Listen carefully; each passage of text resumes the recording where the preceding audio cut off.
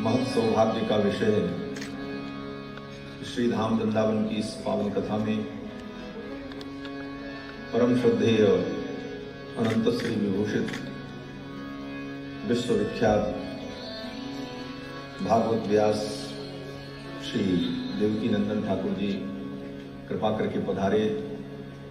बहुत ही व्यस्त समय है आपका, क्योंकि श्रावण के पुरुषोत्तम मास में 1 करोड़ सवा करोड़ पार्थिव शिवलिंग का अर्चन पूजन अभिषेक का कार्यक्रम आपके आश्रम में प्रियाकांत जी के सन्निधि में बड़ी दिव्यता और भव्यता के साथ चल रहा है। कल मैं भी दर्शन करने गया था, पूज्य महाराज श्री की आज्ञा थी, तो कल मैं भी दर्शन करने गया था और लगे हाथ मैंने भी निवेदन कर दिया कि महाराज आप भी पधारो, हमारे भक्तों को दर्शन दीजिए। और हमारे यजमान श्री राम अवतार अग्रवाल जी, श्री पवन अग्रवाल जी, महेंद्र अग्रवाल जी, इन सब की इच्छा थी पूज्य महाराज श्री भी पधार जाएं तो कथा की शोभा होगी। तो महाराज श्री ने अपने व्यस्ततम समय में इतना समय निकाला और अभी जाने के बाद आपको अभिषेक करना है, नित्य अभिषेक होता है और 2 बजे तक अभिषेक चलता है, फिर कथा का भी कार्यक्रम। तो मैं आपका ज़्यादा समय नहीं लूँगा और कोई भूमिका नहीं, बस माइक पूज्य महाराज श्री को दिया जाए और आपका आशीर्वचन हम सभी लोग श्रवण कर लें। उसके पश्चात भागवत की कथा में हम लोग प्रवेश करेंगे। महाराज श्री आशीर्वचन देकर के पधारेंगे और लोग जहाँ बैठे हैं वहीं से प्रणाम करेंगे और फिर आगे आज विराम सत्र में कथा का केवल निदर्शन होगा, क्योंकि आज तो सारी बातें संक्षेप में कहनी है। तो एक बार पूरी शक्ति के साथ भगवान नाम जय घोष करें। बोलो श्री सीतारामचंद्र भगवान की जय, श्री राधा कृष्ण भगवान की जय, श्री वृंदावन धाम की जय, श्री जमुना मैया की जय, श्री बांके बिहारी लाल की जय। जय जय श्री राम।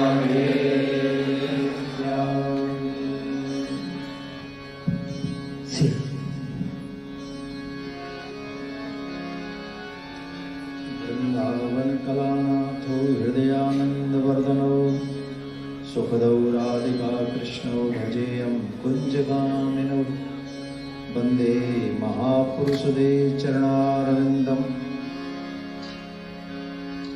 श्री धाम वृंदावन की पावन पवित्र युगल प्रिया प्रीतम का निज गृह, जहाँ नित्य प्रिया प्रीतम आज भी रमण करते हैं।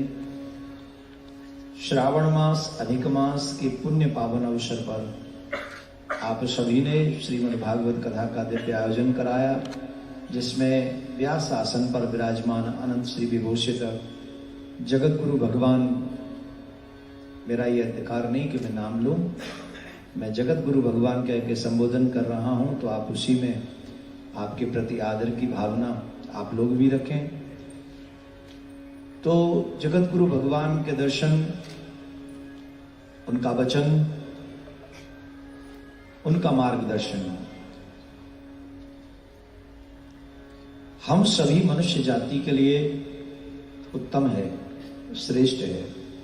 पूज्य महाराज श्री जब जब चाहे वाल्मीकि रामायण पर, चाहे राम कथा पर, चाहे भागवत पर, जब जब अपना मार्गदर्शन और वक्तव्य हम सबके सामने रखते हैं, उसमें इस समाज को एक नई दिशा और दशा को बदलने की पूरी सामर्थ्य है। अब जो व्यासपीठ पर विराजमान है, हम भी कथा कर रहे हैं, महाराज श्री विराजमान है। व्यास आसन से आपको मार्गदर्शन दिया जा सकता है। आप उस मार्गदर्शन पर चलकर अपना कल्याण कर सकते हैं, अथवा सिर्फ एक कान से सुने और एक कान से निकाल सकते हैं। दोनों ही चीजें आपके हाथ में हैं। परंतु महाराज श्री ने जिस तरीके से अपने धर्म का प्रचार विचार किया है, आगे हम सब युवाओं को जो मार्गदर्शन दे रहे हैं, ये अद्भुत है। महाराज श्री की गौ सेवा अद्भुत है। ज्ञान में तो हम सिर्फ इतना ही कह सकते हैं कि वर्तमान युग के सूत जी आप ही विराजमान हैं यहाँ पर। अब आप कह रहे होंगे सुखदेव जी क्यों नहीं कहा? सुखदेव जी ने तो भागवत ही कही थी और सूत जी ने तमाम पुराणों की कथा अनेक ऋषियों को सुनाया था। इसलिए वर्तमान युग के समस्त पुराणों के मर्मज्ञ पूज्य महाराज श्री यहाँ पर विराजमान है हम सबका मार्गदर्शन करने के लिए। छोटी सी बात कहकर मैं अपनी वाणी को विश्राम दूंगा। हम सनातनी अपना सनातन धर्म की मर्यादाओं का उल्लंघन खुद से कर रहे हैं। हमारे को कोई चुना नहीं रहा हमसे। यहाँ पर जितने भी लोग बैठे हैं ऑलमोस्ट 90% लोगों के माथे पे तिलक नहीं है। हम लोगों ने तिलक अपनी मर्जी से छोड़ा है। हमने सीखा अपनी मर्जी से छोड़ी है। कथा तो महाराज जी कहेंगे, 2 मिनट में वैसे ही आपको बात कह देता हूँ। अच्छी लगे तो एक आध स्वीकार कर लेना, बुरी लगे तो जैसे मैं जाऊं मेरे पीछे से यूं कर देना, तो मेरे पीछे पीछे चली जाएंगी। और क्या, माथे से तिलक हमने अपने आप से हटाया है। सर शिखा हमने अपने आप से हटाई है। कलावा बांधने में शर्म हमें खुद से आई है। आज के युग में हमसे कोई हटवा नहीं रहा।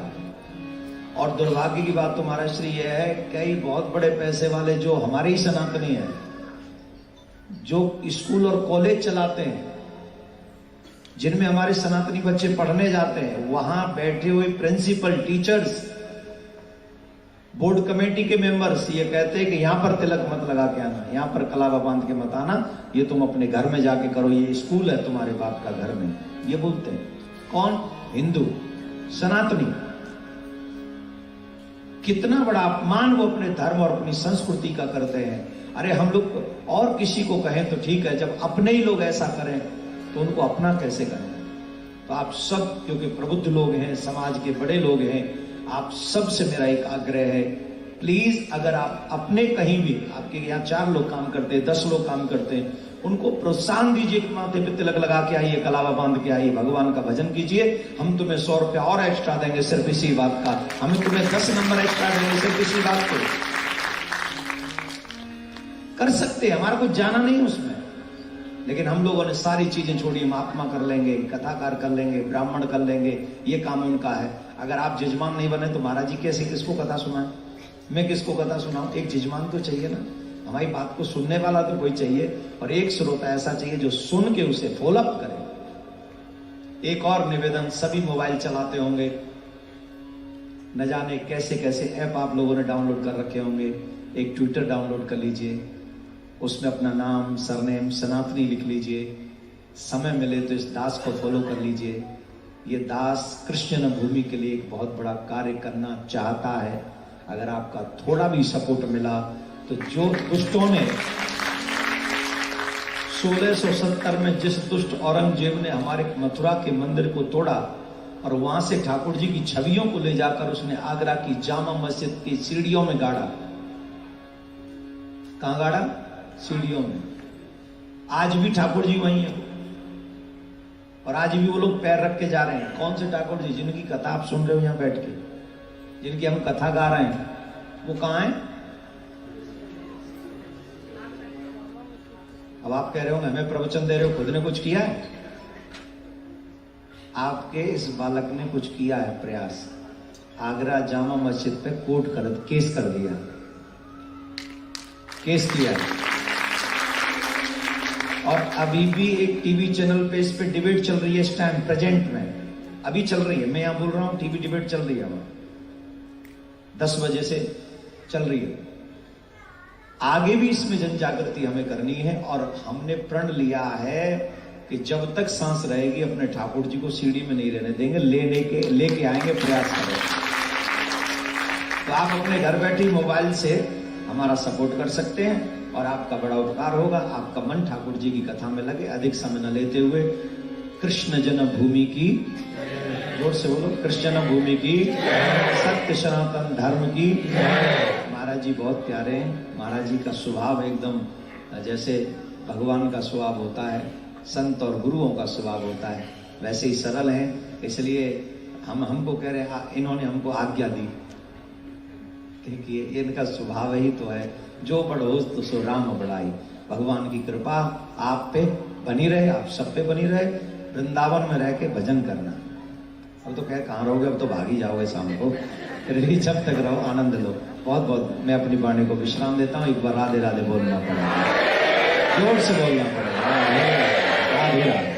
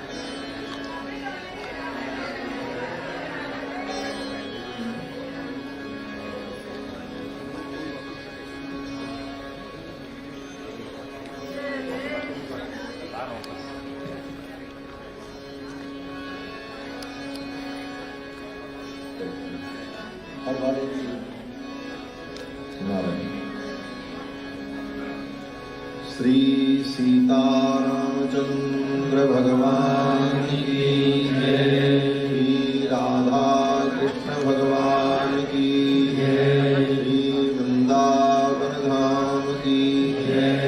श्री यमुना मैया की जय। श्री बांके बिहारी लाल की जय। सब संतन की जय, सब भक्तन की जय। जय जय श्री राधे श्याम। हरि ओम तच्छंजोरावृणीमहे गातुं यज्ञाय गातुं यज्ञपतये दैवी स्वस्तिरस्तु नः स्वस्तिर्मानुषेभ्यः ऊर्ध्वं जिगातु भेषजं शन्नो अस्तु द्विपदे सं चतुष्पदे विश्वानि देव सवितर्दुरितानि परासुव यद्भद्रं तन्न आसुव सच्चिदानन्दरूपाय विश्वोत्पत्त्यादिहेतवे तापत्रयविनाशाय श्रीकृष्णाय वयं नुमः। वसुदेवसुतं देवं कंसचाणूरमर्दनं देवकी परमानन्दं कृष्णं वन्दे जगद्गुरुं। कृष्णाय वासुदेवाय हरये परमात्मने प्रणतक्लेशनाशाय गोविन्दाय नमो नमः।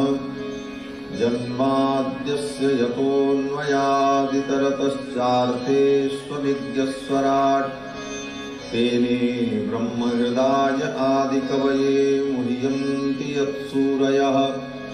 तेजो वारिमृदां यथा विनिमयो यत्र त्रिसर्गो मृषा धाम्ना स्वेन सदा निरस्तकुहकं सत्यं परं धीमहि। निगमकल्पतरोर्गलितं फलं शुकमुखादमृतद्रवसंयुतं पिबत भागवतं रसमालयं मुहुरहो रसिका भुवि भावुकाः। यं प्रव्रजन्तमनुपेतमपेतकृत्यं द्वैपायनो विरहकातर आजुहाव। पुत्रेति तन्मयतया सर्वोऽभिनेदुस्तं सर्वभूतहृदयं मुनिमानतोऽस्मि। व्यासं वसिष्ठनप्तारं शक्तेः पौत्रमकल्मषं पराशरात्मजं वन्दे शुकतातं तपोनिधिं। व्यासाय विष्णुरूपाय व्यासरूपाय विष्णवे नमो वै ब्रह्मनिधये वासिष्ठाय नमो नमः। अचतुर्वदनो ब्रह्मा दिवाहुरपरो हरिः अभाललोचनशम्भुर्भगवान् बादरायणः। यस्य स्मरणमात्रेण जन्मसंसारबन्धनात् विमुच्यते नमस्तस्मै विष्णवे प्रभविष्णवे। ऋग्यजुस्सामरूपाय वेदाहरणकर्मणे प्रणवोद्गीतवपुषे महास्वशिरसे नमः। यो नित्यमच्युतपदाम्बुजयुग्मरुक्मव्यामोहतस्तदितराणि तृणाय मेने। अस्मद्गुरोर्भगवतोऽस्य दयैकसिन्धो रामानुजस्य चरणौ शरणं प्रपद्ये। शाण्डिल्यावयवं शबारितविधुं श्रीकोसलेशार्चकं विश्वक्सेन यतीन्द्रदेशिकपदद्वन्द्वारविन्दाश्रितं। स्वाचार्येषु यतौ जगद्गुरुवरे श्रीरामनारायणे नित्यं सत्तमतिं जगद्गुरुवरं श्रीवासुदेवं भजे। अस्मद्गुरुभ्यो नमः। अस्मत्परमगुरुभ्यो नमः। अस्मत्सर्वगुरुभ्यो नमः। श्रीमते रामानुजाय नमः। श्रीपराङ्कुशपरकालयतिवरवरवरप्रतिवादिभीकरगुरुभ्यो नमः। श्रीजानकीकान्तस्मरणं श्रीराधाकान्तस्मरणं। सन्तपूर्वाचार्याः सहायाः सन्तपूर्वाचार्याः सहायाः। बोलिए श्री सीतारामचंद्र भगवान की जय। श्री राधा कृष्ण भगवान की जय। श्री भागवत भगवान की जय। श्री सुखदेव भगवान की जय। श्री वेदव्यास भगवान की जय। सत्य सनातन वैदिक धर्म की जय। जय जय श्री राधे श्याम। भगवान पुराण पुरुषोत्तम श्री कृष्णचंद्र की मंगलमयी कथा सुधा का हम सभी लोग श्रवण लाभ प्राप्त करें। इसके पूर्व मन और वाणी को पवित्र करने के लिए भगवान के मंगलमय नाम का श्रद्धा भक्ति के साथ संकीर्तन करने पश्चात भगवान की पावन चर्चा श्रवण करेंगे। सीताराम सीताराम सीताराम जय सीताराम। सीताराम सीताराम सीताराम जय सीताराम। सीताराम सीताराम सीताराम जय सीताराम। सीताराम सीताराम सीताराम जय सीताराम। राधे श्याम राधे श्याम राधे श्याम जय राधे श्याम। राधे श्याम राधे श्याम राधे श्याम जय राधे श्याम। राधे श्याम राधे श्याम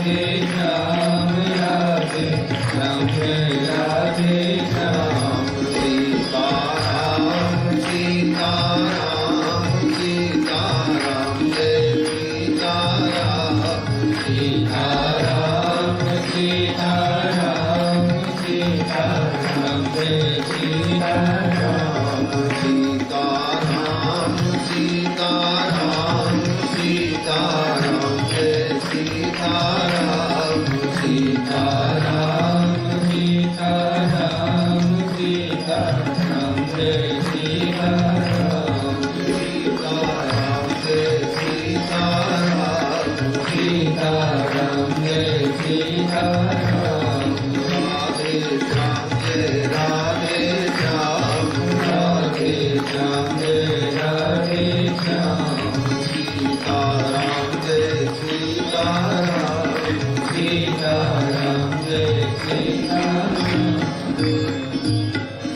श्री सीतारामचंद्र भगवान की जय राधा कृष्ण भगवान की जय श्री सुखदेव भगवान की जय श्री वेदव्यास भगवान की जय श्री भागवत भगवान की जय जय जय श्री राधे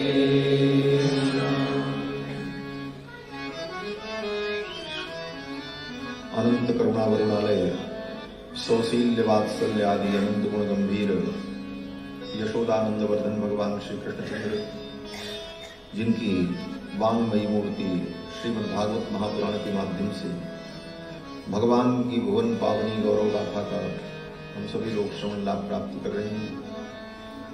इस कथा के मुख्य यजमान श्री राम अवतार अग्रवाल जी, श्री पवन अग्रवाल जी, श्री महेंद्र अग्रवाल जी सपरिवार सपरिकर सपत्नी, उनके समस्त बंधुजन, दूर दूर से समागत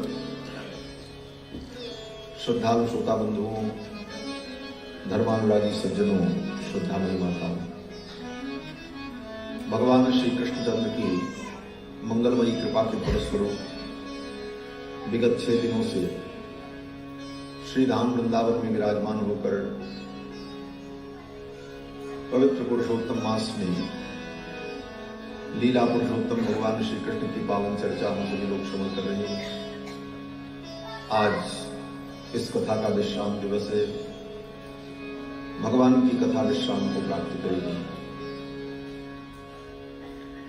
आज करुणा करके पधारे श्री देवकी नंदन ठाकुर जी ने बड़ा ही सुंदर संदेश दिया आप सभी को कि कथा को सुनकर के कुछ जीवन में इसे उतारो। केवल सुनने से उतना लाभ नहीं होगा, इतना जरूर होगा कि भगवान की कथा सुनने से पाप का नाश होगा। श्रुतम हरति पापानि, इस कथा के श्रवण से पाप का नाश होगा, परंतु पूरा पूरा लाभ तो तब होगा जब हमारे जीवन में परिवर्तन आए। हम अपने सनातन धर्म के मान बिंदुओं को अपने जीवन में सजोने का प्रयास करें।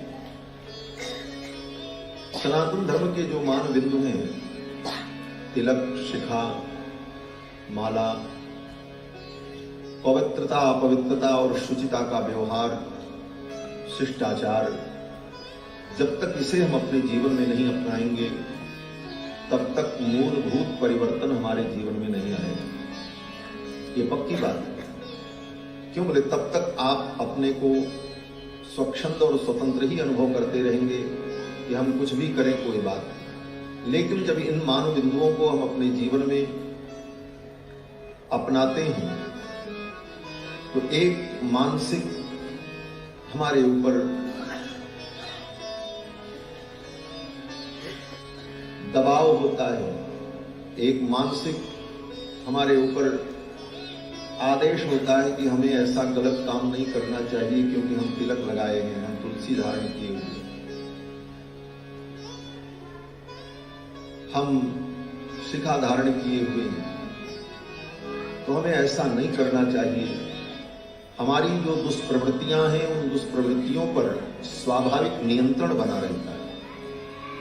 इसलिए तिलक, चंदन, माला, शिखा, सूत्र,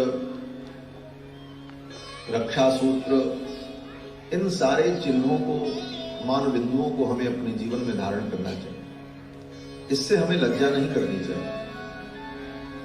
अन्य मत के लोग, अन्य पंथ के लोग अपनी परंपराओं के निर्वाह में लज्जा नहीं करते। वो तो सड़क पर ही बैठ जाते हैं नमाज पढ़ने के लिए। ट्रेन में भी, एयरपोर्ट पर भी समय हुआ तो आसन बिछाया, बैठ गए। दुनिया देख रही है, उनको कोई लज्जा नहीं है। और वो इस कारण से ही संगठित हैं और बहुत कुछ करने की योजना बना करके बैठे हैं। हमें भी सावधान होना।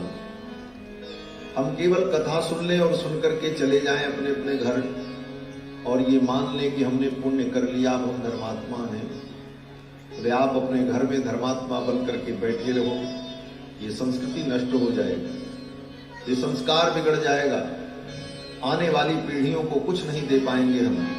इसलिए आज के समय में हमें बहुत सावधान होने की आवश्यकता है और बड़ी ही कट्टरता से और बड़े ही दृढ़ता से हमें अपने सनातन धर्म के इन मान बिंदुओं की रक्षा करनी होगी।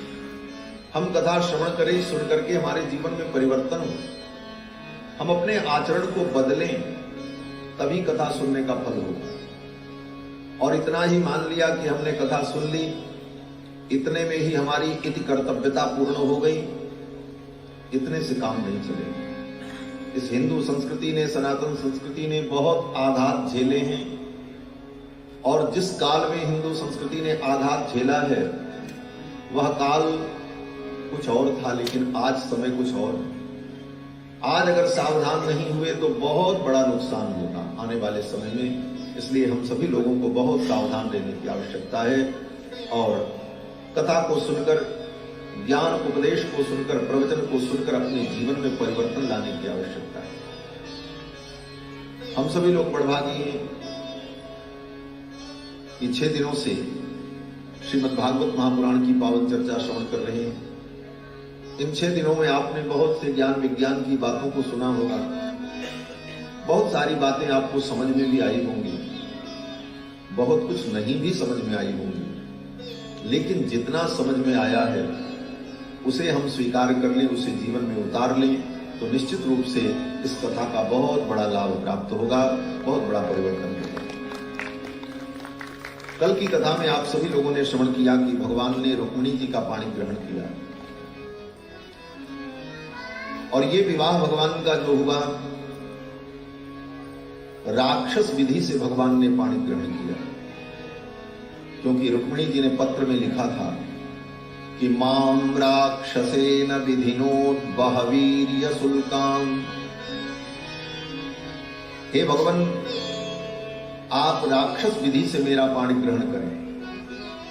आप कहोगे कि भगवान होकर के भगवान ने राक्षस विधि से विवाह किया, ये मन में शंका होगी।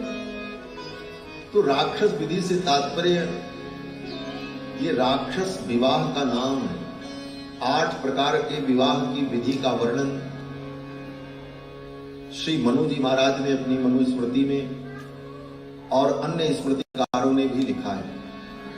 हमारे यहां जो स्मृतियां हैं उसे धर्मशास्त्र कहा जाता है। सामान्यतया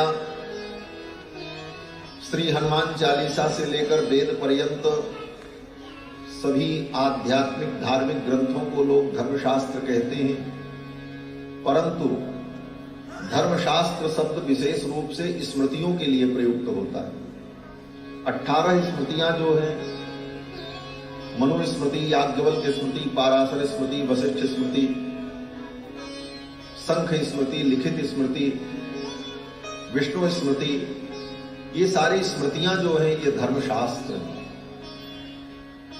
और क्या करना चाहिए, क्या नहीं करना चाहिए, इसका विवेचन इन्हीं स्मृतियों में। संपूर्ण हिंदू सनातन धर्म की आचार संहिता जिसको कहा जाए वो स्मृतियां हैं, और स्मृतियों को ही धर्मशास्त्र कहा जाता है। और स्मृतियों में ही मूल रूप से इन सारे विषयों का वर्णन है। विवाह, यज्ञोपवीत, श्राद्ध, क्या खाना क्या नहीं खाना, जाति का निर्धारण, वर्ण का निर्धारण, इन सब विषयों का वर्णन, क्या खाद्य है क्या अखाद्य है, क्या खाना चाहिए क्या नहीं खाना चाहिए, किस काल में कौन से कार्य को करना चाहिए, किस परिस्थिति में हमारे लिए क्या कर्तव्य है, इन सारे विषयों का वर्णन स्मृतिकारों ने अपनी स्मृतियों में बड़े विस्तार से वर्णन किया है। इसी को धर्मशास्त्र कहा जाता है। तो श्री मनु जी महाराज ने अपनी मनुस्मृति में जब विवाह का प्रसंग आया तो 8 प्रकार के विवाह का वर्णन किया है। ब्राह्म विवाह, आर्ष विवाह,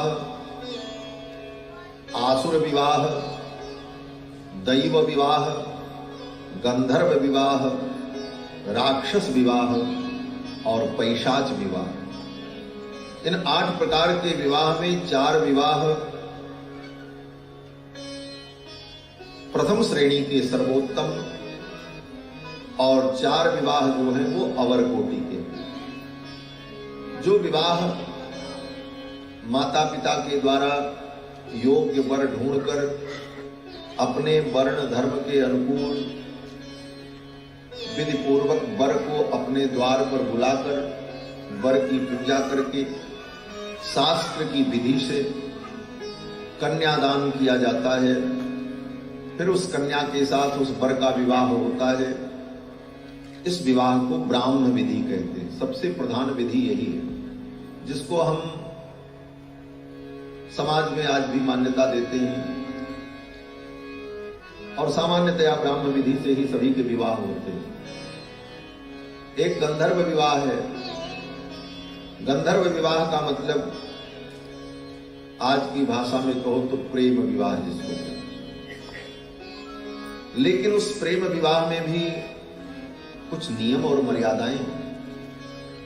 प्रेम विवाह का मतलब ये नहीं है कि किसी से कोई प्रेम कर ले और प्रेम के नाम पर शास्त्र की मर्यादा का लोप करके वो विवाह कर ले और उससे संतान को उत्पन्न करे, ये मर्यादा नहीं।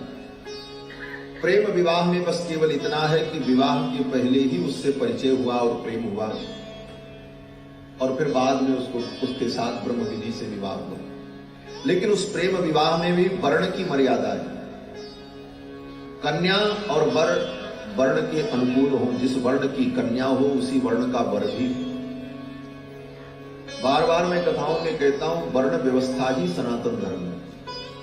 अपने अपने वर्ण के अनुकूल विवाहादि संबंध करना, अपनी अपनी जाति के अनुकूल विवाहादि संबंध करना और धर्म पूर्वक संतान को उत्पन्न करना और अपने अपने वर्ण के धर्म का पालन करना, यही सनातन धर्म है।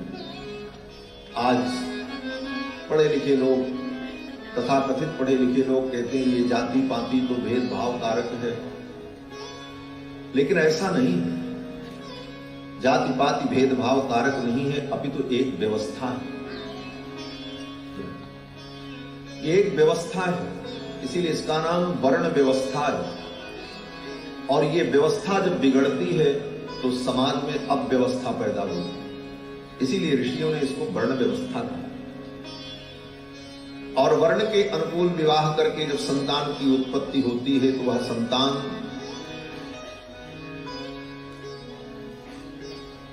पितरों के लिए पिंडदान आदि कर्म जब करती है तो उन पितरों को भी संतुष्टि की प्राप्ति होती है।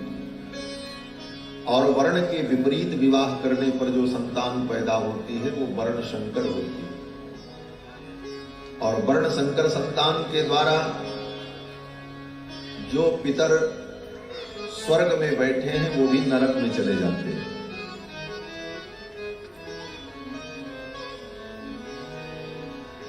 श्रीमद् भगवत गीता के प्रारंभ में ही भगवान ने कहा, अर्जुन ने प्रश्न किया, हे भगवान,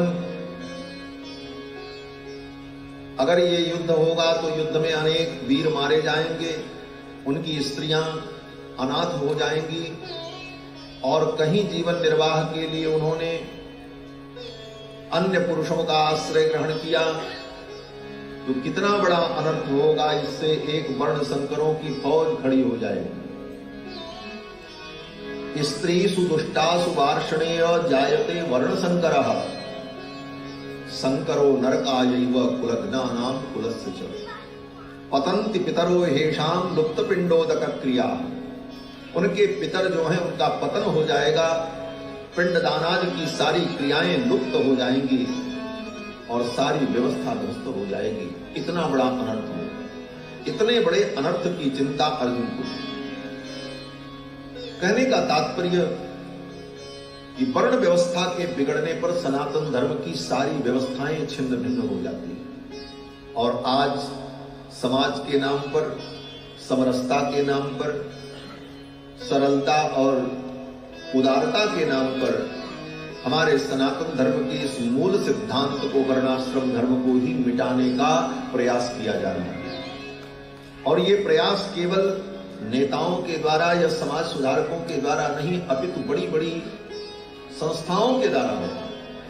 धर्म के नाम पर चलने वाली बड़ी बड़ी नास्तिक संस्थाएं जो अपने को धर्म का प्रचारक कहती हैं, ऐसी संस्थाएं भी इस अधर्म को बढ़ावा देने में लगी हुई है। ऐसे कराल कलिकाल में, जहां कलिकाल का नग्न तांडव हो रहा है, ऐसी स्थिति में हमें सावधान रहने की आवश्यकता है। प्रेम विवाह में भी इतनी मर्यादा है कि वर्ण के अनुकूल है। अभिज्ञान शाकुंतलम महाकाव्य नाटक जो महाकवि कालिदास ने लिखा है, शकुंतला और दुष्यंत के चरित्र का जो वर्णन है उसे पढ़ लेना। महाराज दुष्यंत जब कर्ण ऋषि के आश्रम में पहुंचे तो शकुंतला को देखकर उनके हृदय में प्रेम प्रकट हुआ।